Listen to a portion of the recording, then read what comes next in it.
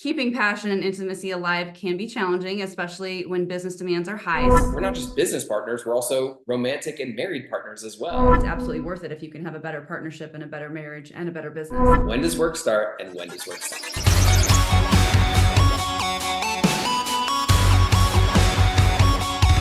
Okay, welcome back to the Uncommon Freedom Podcast. Today, we're thrilled to have Kyle and Ariel Tresch with us. This is the dynamic duo behind Couplepreneurs, and they have not only scaled businesses to incredible heights, but also navigated the complexities of maintaining a thriving marriage. Kyle and Ariel, thank you so much for joining us today. So thanks for having us, guys. We're excited to be here. Yeah, thank you so much. And we're very excited to share a lot of new discoveries that we've personally experienced and seen ourselves in the world of couplepreneurship. And I just think that in a world based on everything that is happening right now, the conversation we're about to have is going to unify a lot of marriages and potentially even build some businesses as well. Awesome. I love it. that. So real quick, tell us, how long have you been married and how did the two of you meet? So I'll start with, we've been married for 4 years now. 5 years. 5 years, goodness. She forgot. It was so good. She was like, man, it's faster than I even thought. We were together for a very long, so. We were together for a long time before we got married. So we've been together for almost 12 years now. But that's right. And how we kind of knew each other is we got together in middle school, yes, believe it or not. So we dated for a couple months. Believe it or not, she actually broke up with me. And I know, isn't that crazy? In middle school. But you know, when you go through that like 14-year-old Once or twice or. Yeah, you get it. You know exactly what I'm saying. Yeah. But what actually brought us back together later on in life is the shared entrepreneur dreams that we both had. We were both separate entrepreneurs. We both grew separate businesses. And that led to a lot of what we did today after having to navigate so many complex challenges in the process. Wow. And you're currently in South Florida. Is that where you both grew up or where'd you grow up? No. Yeah, so we both kind of came from pretty humble beginnings. We grew up in a very small town in Ohio, kind of surrounded by cornfields.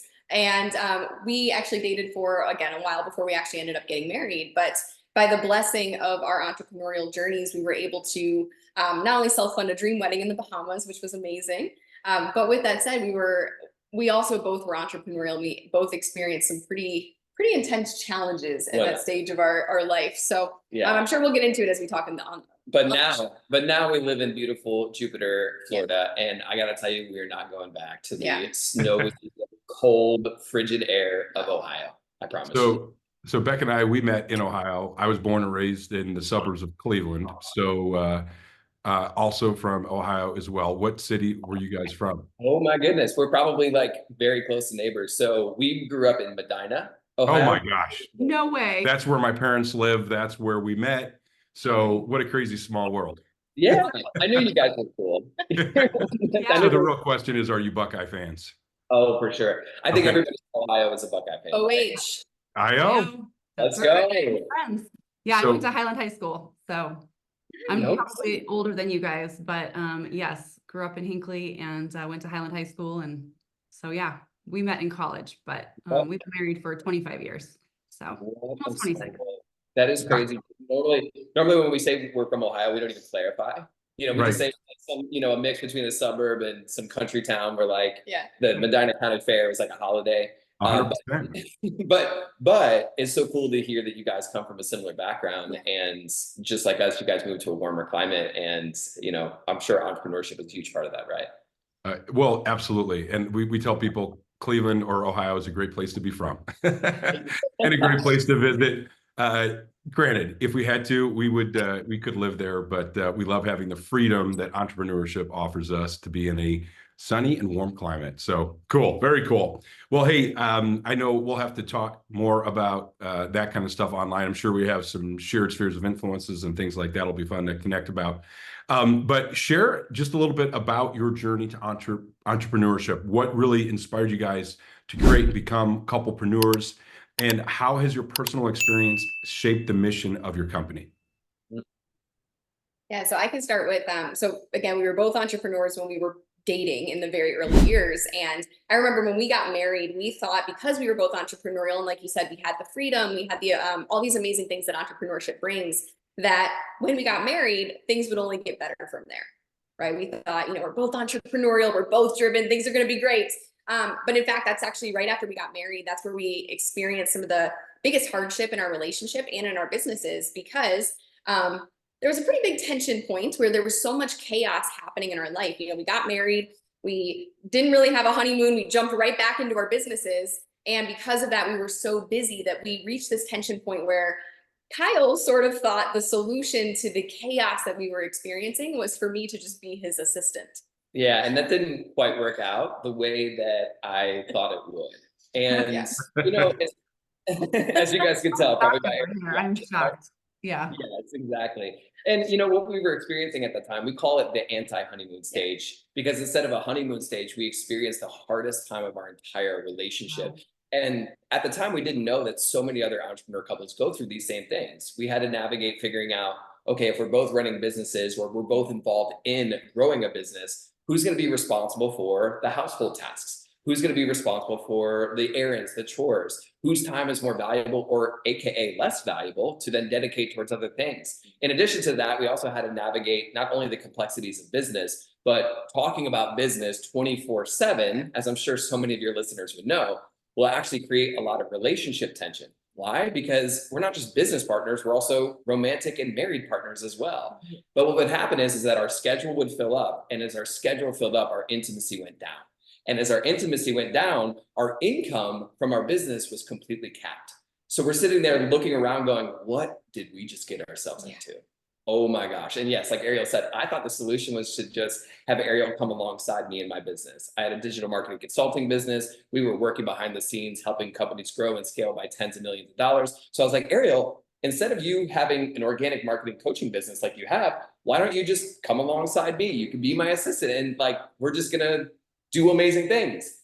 But what would happen is that every time I tried to kind of force her into that, she only had more resistance towards it. And I didn't realize it at the time, but I was kind of taking a wrong path. And I remember the day that changed everything for us was a day where I just got in a guest room of our house, literally on my hands and knees, praying out to God, just asking him for an answer. Because at this point, like so many other entrepreneur couples, I felt like we were at a fork in the road and there were two sucky options. Either sucky option number one, we sacrifice our business dreams for our marriage, but that wasn't going to work. We were both called to entrepreneurship, so I didn't want to do that. And then option number two, like so many successful entrepreneurs, they will sometimes choose to sacrifice their marriage for their business. And we knew without a shadow of a doubt that that was not going to be our choice. So what do you do then? So I remember just praying out to God, and I got out from my prayer and I did what absolutely nobody should do when they're looking for answers. And that is, I got on social media. And on social media, what happened was this. I saw a live video that Ariel was doing, coaching other women that she was coaching in her business. And in that live video, there were comments from women all over the world telling her, thank you. Thank you so much for showing up and sharing the information that God gave you. And I remember that day, it was like the scales fell from my eyes, because I ran out of the bedroom. I found her after she was done with her video. And I said, hey, I am so sorry for trying to put you into a box that you're not designed for. I recognize that you're an entrepreneur, I'm an entrepreneur. So instead of us trying to conform to what each other wants, what would happen if we took our individual passions and pointed them towards a unified purpose? And that question literally changed our entire life, because even though there wasn't a roadmap at the time, we decided to test out some new systems, new strategies, new approaches to life, to prioritizing our intimacy and working better together, so that way we can actually grow businesses. And here's the crazy thing that happened. As soon as we started doing that, didn't happen overnight, but over time, the more we prioritize each other, and the more that we prioritize growing well together and creating a vision that doesn't require sacrifice or compromise between us, our revenue levels actually just completely skyrocketed. We made more money in our businesses than ever before, while going on more date nights than ever before. And you guys know how, like, if you go on a date night and you don't post about it on social media, it didn't really happen. Yeah. Yeah. You know what I'm talking about? It's kind of like cold plunging or going to the gym. You always know who does it because they're going to post about it. You know what I'm saying? So this is what we started doing. We just started going on date nights and doing fun things and posting about it on social media. And what happened was that over the years, people started reaching out to us saying, Kyle and Ariel, how in the world do you guys grow businesses without wanting to kill each other, without wanting to like just end it all? And like, we got some crazy responses. And what we did is we said, okay, maybe this is a calling here. Maybe there's an opportunity here for us to take our combined skill set with over a decade of marketing experience, combine that with figuring out how to navigate our working dynamic and put it together to create a coaching program that helps entrepreneur couples. And since that decision, we launched that company in 2022, and it was almost an instant success. So fast forward to today, during the time of this recording, we have since built what we believe is the fastest growing and largest community of entrepreneur couples on the planet. And inside of our coaching community, we have helped couples apply what works with how they work as a couple. And as a result, we've seen some insane results. We've seen couples that are starting brand new businesses, quitting full-time jobs, couples that have done anywhere from $50,000 a month to $100,000 a month to $300,000 a month, all the way up to $2 million a month, all from the strategies that we teach. And as we're doing this, we're seeing the fruit in our lives to confirm that this was the calling that God had for us all along. We just didn't know it because it showed up and it looked like a lot of chaos to start. That's really beautiful. And then obviously the sense of peace that comes when you realize you're rowing the same direction, not trying to divide and conquer your dreams. You can divide and conquer your tasks, but you really can't divide and conquer your dreams. And when people are functioning outside of their giftings, to your point, when you were talking to Ariel about pivoting, like we know that there wouldn't be a sense of fulfillment. And you can do things like that for seasons. I mean, we've all had jobs we did not love, but when you're at the place in your life where you're ready for the passion and you've had it, pivoting outside of that definitely creates, I would think, like a cognitive dissonance. And so it sounds like you guys really came up with a pretty amazing solution, or God came up with it for you, which is amazing. So you mentioned pioneering a new way to divide up your roles in your business and your life as an entrepreneurial couple. Can you elaborate a little bit on the approach and some of the practical things for couples that are struggling with finding balance? Yeah. So I think one of the first things that was the most helpful for us is really, like Bekah, I think you said earlier, getting clear on what the vision was that we both wanted. So that was the first piece. But once we got clear on like the vision, we did what we call a vision date, right?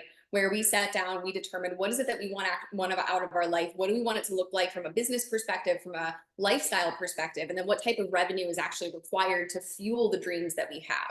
So we kind of started with, okay, what's the vision that we have? How can we both make it a reality? But once we got to that point, that's where we started to realize, okay, we have to figure out who's doing what. Because a lot of our tension came back to, if we're both in business together, but we also run a life together, there's a lot of different responsibilities that are being balanced in that. And so we had a lot of people from a business perspective tell us, okay, if you're going to divvy up roles, just divvy up by strengths, right? Just look at what Kyle's good at, what Ariel's good at, and let's just, divide up that way. And it makes sense to a degree, but what we actually found was that it wasn't really the whole picture.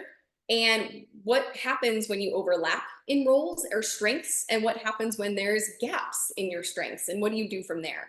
So we actually had an interesting experience where Kyle actually went up to Ohio. He left, our house in Florida and went up to visit family in Ohio. And at this time, I just decided to stay home in Florida. And when he was gone, I got so much more done than when he was home. Talk about a little bit of an ego check there, huh? Yeah. So Kyle came back from Ohio and he's like, you did all these things. This is amazing. Why were you able to get so much more done? And we were actually at Olive Garden at this time. And I'll let you kind of. Yeah, because when you come back after not seeing your spouse, the most romantic place to go in the world is Olive Garden. We all know this, right? So as we're sitting there just eating some breadsticks, I was talking to Ariel about this, and what we recognized in that moment, it was like a light bulb went off in my head. When Ariel was allowed and able to just completely free to work in the way that her natural energy allows her to work, we were able to get so much more done than even when we were trying to accomplish tasks together. And the light bulb went off in my mind while the breadsticks were in my mouth. And I recognized in that moment, wait a second, what if we didn't divide up tasks by departments or strengths? What if we divided them up by energy styles? Yeah. And we've since kind of coined this term, and an energy style is simply the working dynamic that you as an individual work best in. So for example, anybody listening, think about your partner right now. Think about, are they a morning person or a night person? Are they extroverted or are they introverted? Do they like to accomplish very quick hit tasks, or do they prefer the tasks where you could focus on one thing for maybe a week or even a month? And based on what types of tasks give them the most energy, then you can actually divide up tasks by that. So now what we started to do is we started to have a few different tasks across all of the different departments, even with some of the team that we have.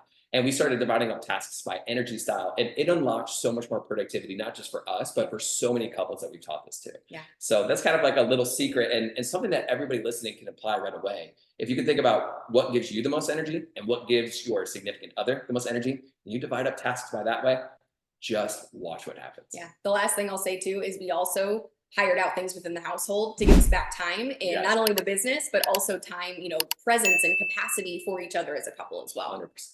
Yeah, we love that concept of delegating, especially things you don't enjoy. So, Yeah, and that's why when you stay up super late, getting emails done. I mean, I'm an early to bed, early morning person, and sometimes I'll be like, "Where were you last night?" And he'll be like, "Oh man, I was working till 1 or 2 in the morning."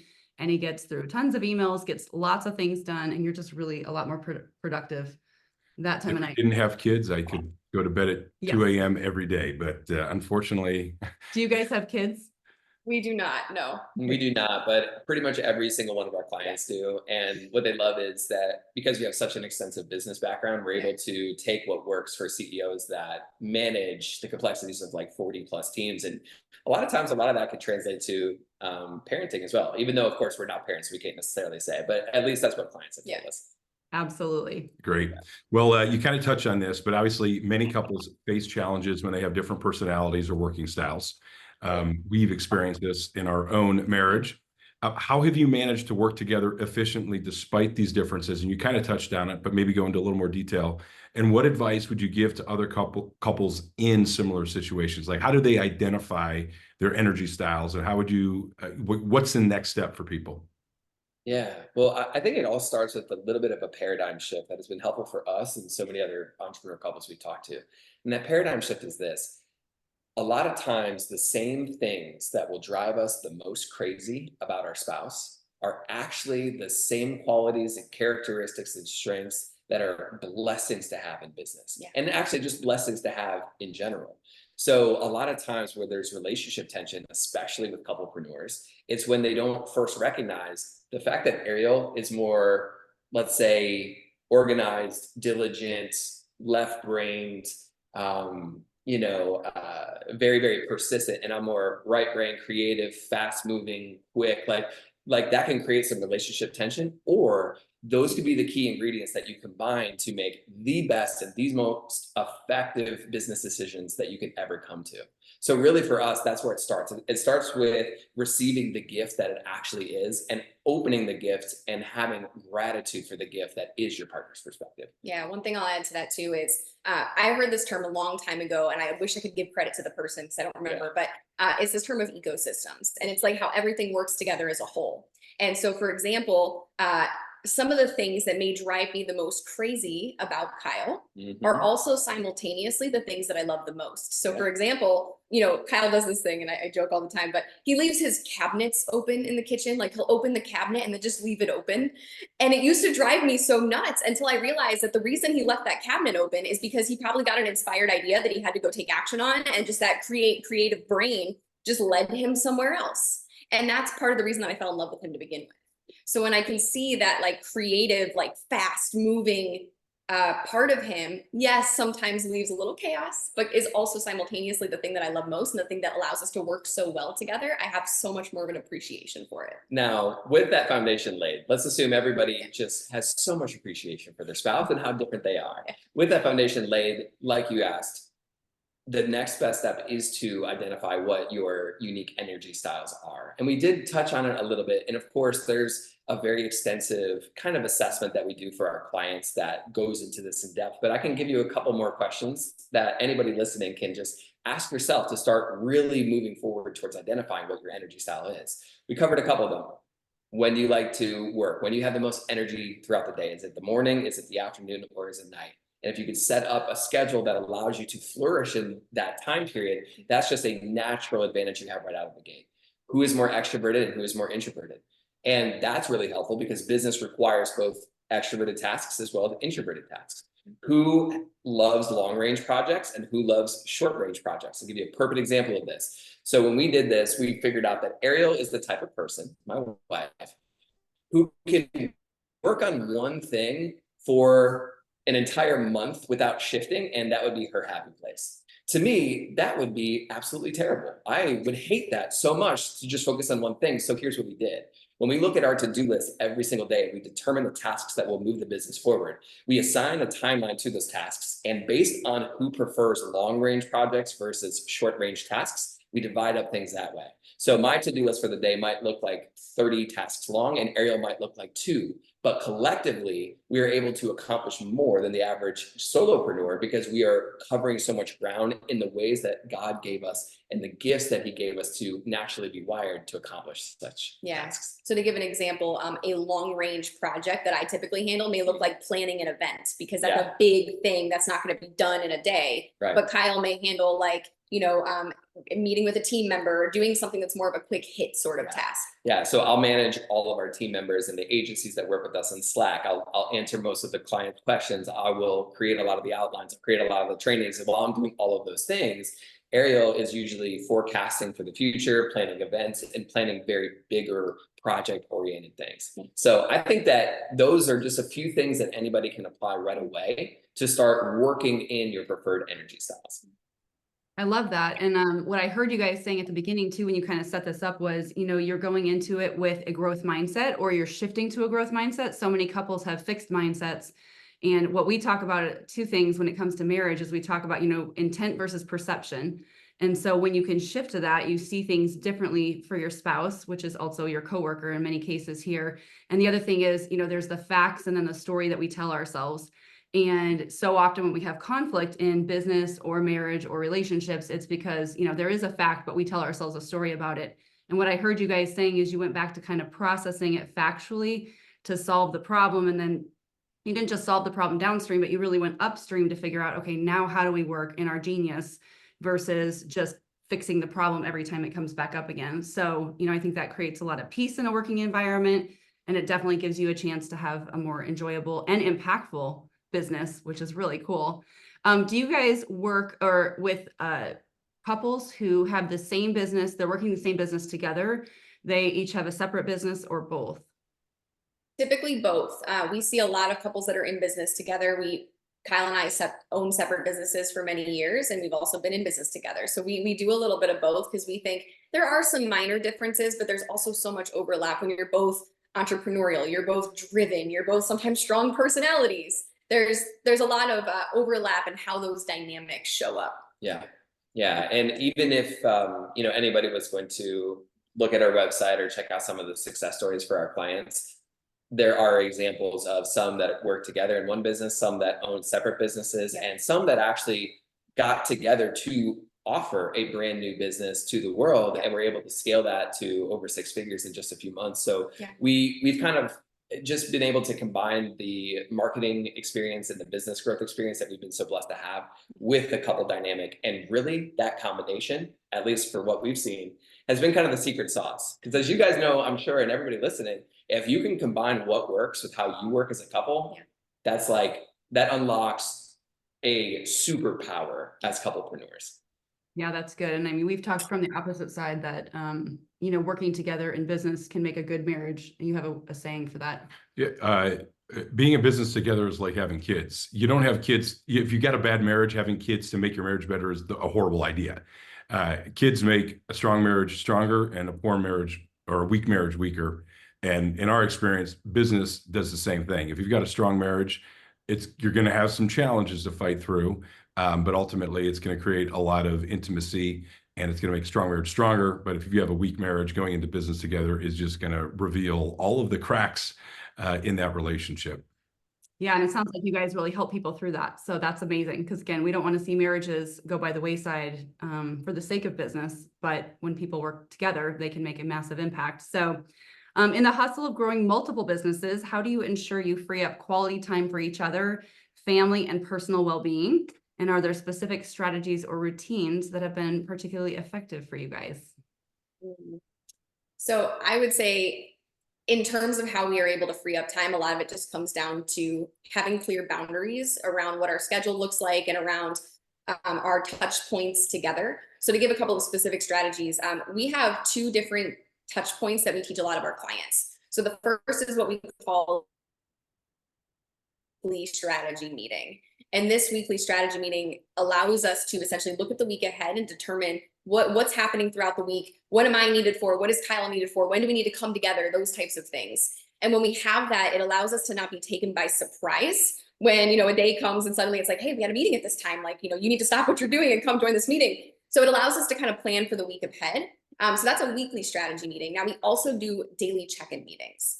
And these daily check-in meetings are much shorter meetings where we're able to take what we talked about on our weekly strategy meeting and just look at the day and go, okay, this is what we planned for today. This is what we expect to be happening. Is this still accurate? Did anything else come up? Is there anything that we need to account for? And it allows us to just get on the same page every day, because what we find is the biggest issues with couples in general, but I would also say couples in business, is when there's unmet expectations.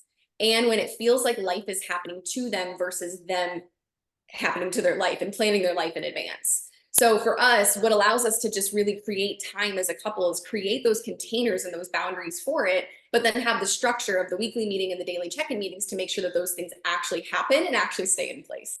Yeah. And for anybody listening, one of the best questions that Ariel and I applied to our life to really separate work life and time for us to be present as a romantic couple is this simple question: when does work start and when does work stop? Yes. After thousands and thousands of conversations with entrepreneur couples, if we can answer that one question and we can agree on it as a couple, what that does is that sets the groundwork and the foundation for us to know this is when we're working and this is when we're not working. Yeah. So what this allows us to do is when we're working, we can be fully present and maximizing the gifts that God gave us in our work. But when it's time to not be working, we can be fully present and maximize the time that we're blessed to have together without feeling like I should have responded to more emails. I should have done more work in the business. I should have replied to the Slack messages. And vice versa. There are so many people that kind of operate the gray zone when while they're working, they think, man, I wish I was spending more time with family. And while they're with family, they're like, man, I wish I was working. And really, the answer to that question will solve all of that, at least to start, which is, again, when does work start and when does work stop? And then when work stops, we've also applied some techniques to transition from work mode into romance mode. One of them being when you're with your spouse and you are on a date night or you're trying to be present, you can make it your mission to go on what we call a treasure hunt. And that treasure hunt is basically your job, should you choose to accept it, is to ask your spouse questions to find out information about them that you've never heard before. And what that does, especially for entrepreneurs, you're using the creative capacity of your brain to focus on digging out treasure from your significant other. And I promise you, after being with Ariel for over 11 years at this point, every single week when we go on our date night, I find out something new about her. So that alone can immediately shift anybody's mind from work mode into romance mode. Yeah, because it's one thing to obviously have the schedule. It's another thing to actually make sure that you're present in the different containers in which you've set up. Exactly. That's good. Excellent, you guys. All right. So you guys talk about becoming a magnetic power couple. It sounds awesome. What does that mean to you? And how can other entrepreneur couples cultivate that type of dynamic in their professional and personal lives? Sounds like an awesome term. Let's make it a reality. Yeah. I love it. I love it. So for anybody listening, think of a couple that walks into a room and they immediately get everybody else's attention. I'm sure we've all noticed a couple that does that. And then ask yourself, why is that the case? What is it about that couple that usually draws attention? What we found for just in our studies and our work with some of today's most successful and influential power couples in business is that of the top most successful and most impactful business owners that run businesses as a couple, they all have one key trait that leads to this magnetism. And that's something we call couple confidence. And what I mean by this is a lot of times personal development will tout the importance of self-confidence, which essentially, if you break down that word, the word confide means to trust. So if you have self-confidence, that basically means that you can trust yourself to do what you say you're going to do. Right. But how this applies towards couples is if I can trust Ariel and she can trust me and we can trust each other's word, we have so much confidence and trust in each other that shows up as a magnetic influence for anybody that we walk or anybody that we have the opportunity to impact. So a lot of times in this particular case, when we use the term power couple, we're not talking about just like a flashy celebrity couple. What we're truly talking about is a couple that trusts each other, they have confidence in each other, and they empower each other and others around them. And I believe that in today's day and age, if more power couples were couples that actually empowered each other and empowered others, then we would actually have a much greater world to live in. Wow, I love that because I agree that it makes being a couple so attractional, and it does show something different than I think the world shows. So way to like figure out that gifting, and also to figure out a term for it. Because when you said magnetic, I definitely had other things going through my head, but once you described it, I was like, absolutely, that's something that I would want to be known for, and I would want to be drawn to those kinds of people. So I love that. Okay, so we're going to talk about passion and intimacy, one of our favorite topics, but keeping passion and intimacy alive can be challenging, especially when business demands are high. So how do you guys maintain your connection and keep the romance alive while still managing your business? You obviously talked about weekly date nights, which are massively important, and most people put those aside. So other than prioritizing, or maybe in addition to that, how do you keep the romance alive? Yeah. So one of the biggest, I don't want to call it faux pas, but one of the things that's very big in the industry right now, the online kind of digital industry space, is this concept of masculine and feminine polarity. I don't know if you guys, have you ever heard of that term? Okay. No. So generally there's this concept, actually I may let you define it because I think you're better at defining it. Yeah. So what we're going to do is we're going to define a very, very popular phrase and very popular topic that is touted by the world that most people agree with, but we actually disagree with. So there you go. There's the too long didn't read, and I'll tell you why. So masculine and feminine polarity goes as follows. The concept is that there's a masculine energy in the world, which is a driving, protective, go energy. Then you also have a feminine energy, which is a nurturing, receiving flow energy. Right. So you can kind of look at it like the duality of light. There's yin and yang. Now, here's the thing. We're not here to say that there isn't a difference between a masculine presence or a feminine presence. That's not what we're debating. But what happens is that in so many spaces online, what is touted as the secret to maintaining intimacy is to create as much polarity between a masculine energy person and a feminine energy person. Yeah. So therefore, if Ariel is working all day and I'm working all day, a lot of people will hyper over label that as she's in her masculine. And therefore, the reason why we're not able to be attracted is because I'm in my masculine frame and Ariel's in her masculine frame, and like two sides of a magnet, we repel instead of coming together. Yeah, and we see this with a lot of entrepreneur couples specifically, because you typically have to be driving and moving towards a goal, and sometimes organized, and all the things that are typically considered masculine, right? So we see this concept show up a lot for entrepreneur couples. And we thought at first, like many people, like, wow, this makes a lot of sense. We should try this. This is awesome, because like so many people, we were working like crazy, but we didn't have that spark alive. So we're like, okay, Ariel, you should be more feminine. I should be more masculine. So what ended up happening is Ariel would go into more of a caretaker mode and try to just kind of relax a little bit more. I'm already a naturally very driven person, but I'm like, let's see what happens if I go even more driven. Let's go even more stoic. Let's just stretch this polarity as far as it goes. And here's what we discovered. After actually years of trying this out, it only made things worse, not better. Now, I know this is going to fly in the face of so many things that so many people have heard. So just listen to us. Hear us out for a second. The reason why this did not work for us is because what ended up happening is that both of us started to try to identify our own behavior under these labels of man-made bios and creation that deem something as masculine and feminine. When in reality, every single human being has almost like a blueprint in their mind of what they deem as attractive. And therefore, if you just hyper label something as masculine or feminine, and you think that that's the solution to curing intimacy, you can actually be doing the complete opposite. Go ahead. Not to mention, we both started to feel a little more resentful towards each other, because we felt like we were trying to fit each other into a different box than we wanted to be in. And I felt like I had to be less entrepreneurial if I wanted to be quote unquote attractive to him. So all of this blew up one day when we're sitting in our kitchen. And have you guys ever been in a position when you're talking to your spouse and like you just skip word vomit? Like you don't mean to share everything that's boiling up, but you just go, okay. Well, no, never happened. I'm sure, right? So what happened was we've had all this pent up resentment that was building because we still did not experience relationship intimacy. We were not enjoying that. And we could figure out why, because we were trying to do everything that everybody else was telling us to do. So eventually it just cracked one day and I told Ariel, hey, I'm sorry, this isn't working. And then she looked at me and she said, why isn't this working? I've done everything you wanted me to do. I'm being more feminine, I'm being more nurturing, and you're being more masculine. Like, why is that still not working? And I told her, I'm like, Ariel, I don't think I want you to be more feminine necessarily. I just miss the parts about you that I experienced earlier on in our relationship. And turns out she did as well. So here's what we decided to do. We said, okay, forget this. What if we just threw away every single label that was given to us by the world or all of the seminars or all the personal development, and we just asked ourselves this simple question: what do you find attractive in me, and what do I find attractive in you?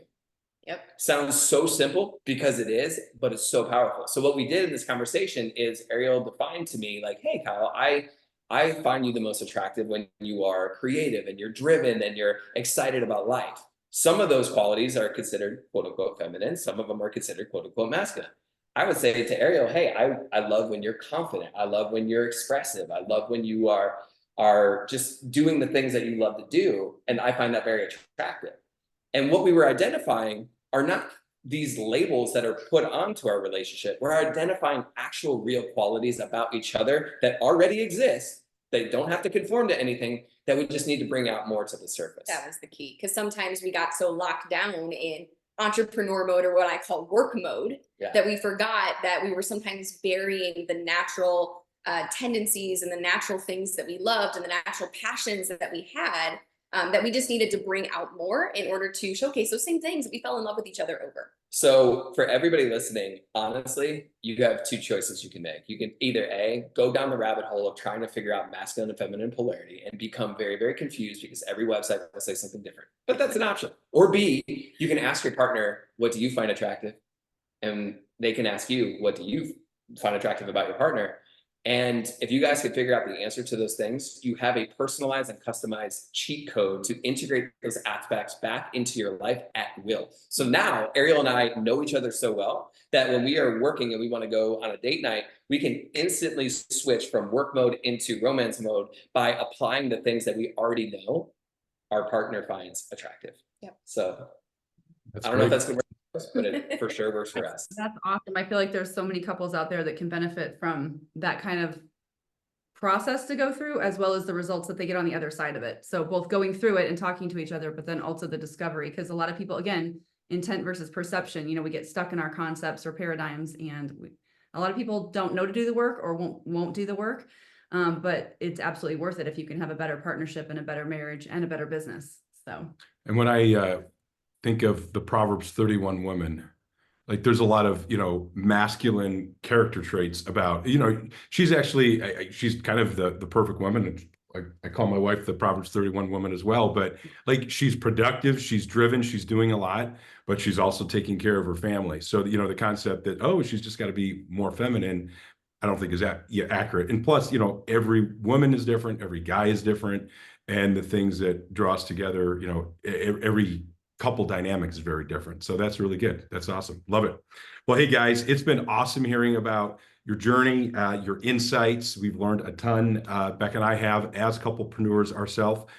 Where can our listeners find out more about Couplepreneurs and connect with you online and just with what you do? Yeah, so there's a couple places. The first place is Instagram. So our handle is @Couplepreneurs.